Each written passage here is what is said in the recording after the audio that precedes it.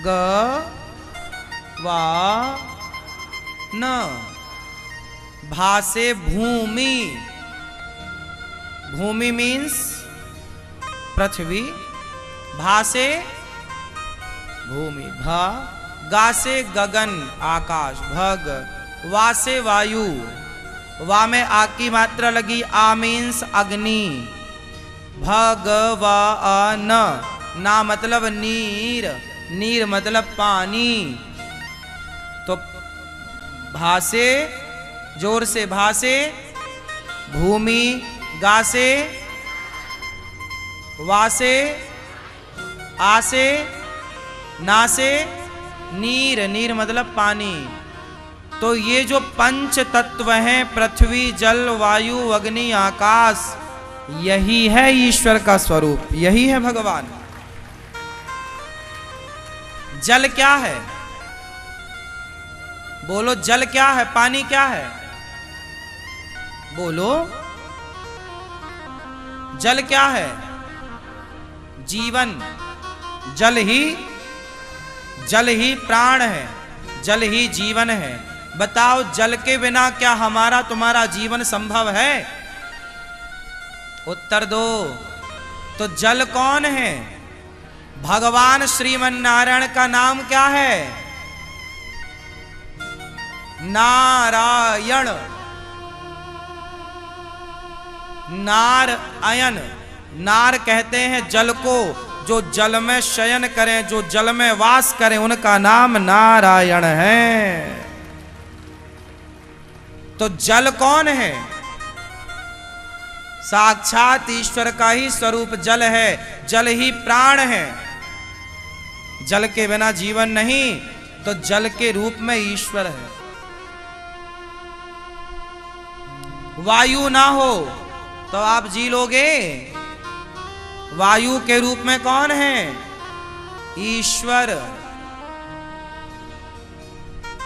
हां कि ना? आकाश कौन? ईश्वर का ही स्वरूप आकाश ना हो, आपके भीतर भी आकाश तत्व ना हो, तो आप जी ना पाओगे। उसी आकाश तत्वों में गैस भर जाती है तो आप परेशान होते हो गैस की बीमारी से। अग्नि, आपका खाया हुआ कौन पचाता है? बोलो, आपके पेट में आग है कि नहीं? बोलो हां। क्या नाम है आपके पेट की आग का? क्या नाम है बेटा? इनसे पूछो क्या नाम है? जठराग्नि। जठर क्या है? जठराग्नि मतलब जठर अग्नि, वो भोजन को क्या करती है? पचाती है।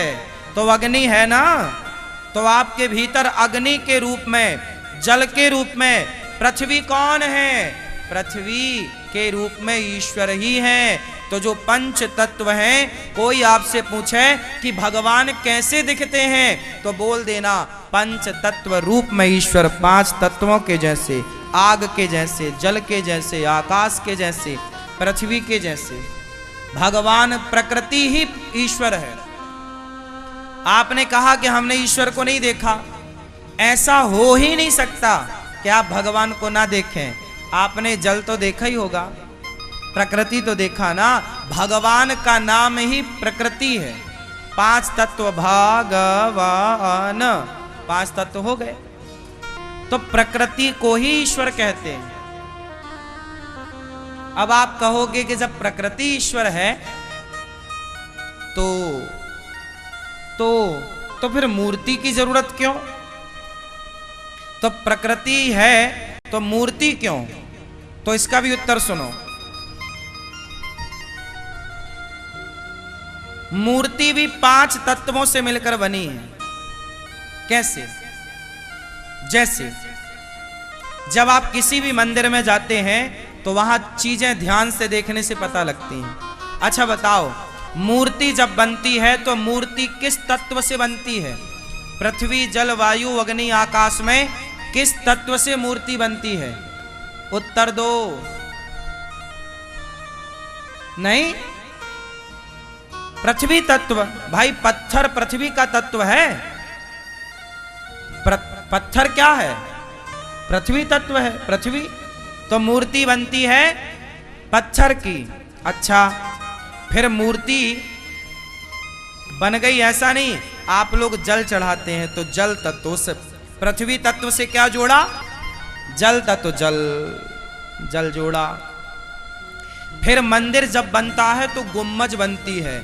गुम्मद बनती है ना, वो आकाश तत्व प्रकट हो गया। हाँ या ना? बोलो हाँ। आकाश तत्व है गुम्मद में। खाली स्थान आकाश होता है। आप मुंह खोलिए तो आपके मुंह में जो खुला स्थान है खाली, वो आकाश तत्व माना जाएगा। तो मंदिर में गुम्मद नहीं होती बड़ी सी, वो आकाश तत्व है। देखो पांचों तत्व चलेंगे।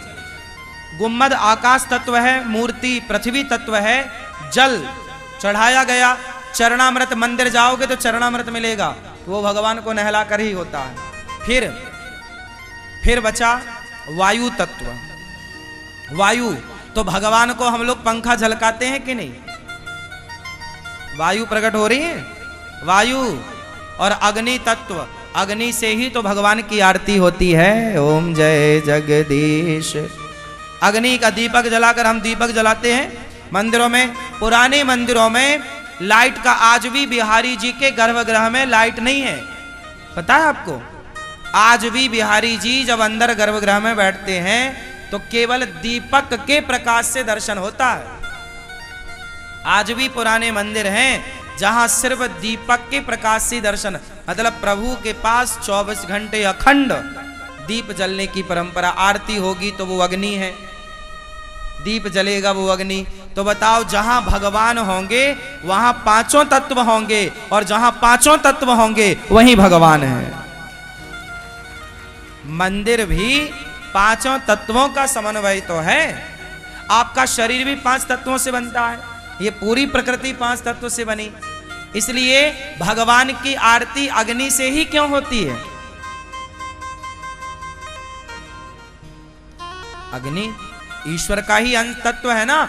ईश्वर अग्नि रूप में है, जल रूप में है, आकाश रूप। इसलिए जहां जहां आकाश है वहां वहां परमात्मा की व्यापकता है। कोई कहे कि मैंने ईश्वर को नहीं देखा, ऐसा हो ही नहीं सकता कि आपने नहीं देखा हो, बस पहचाना नहीं। देखा तो सबने है। कृष्ण को देखा तो दुर्योधन ने भी था, पहचान नहीं पाया। देखा तो राम को रावण ने भी था, पहचान नहीं पाया। ऐसे आपने सबने ईश्वर को देखा है, बस पहचान नहीं पाए।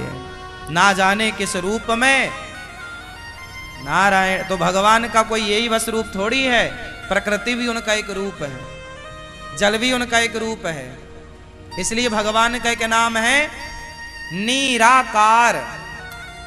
एक होते हैं साकार, एक होते हैं निराकार। तो निराकार मतलब क्या है? निराकार मतलब नीर का आकार। नीराकार तो नीर प्लस आकार। नीर मतलब पानी के आकार को ही निराकार कहते हैं। ये भी निराकार मतलब नीर आकार, नीर के आकार के भगवान, पानी के आकार, जल की तरह। ईश्वर कैसे हैं? जल की तरह निर्मल है, शीतल है। भगवान ही हैं हर रूप में। अनेक रूप रूपाय विष्णवे प्रभु विष्णवे।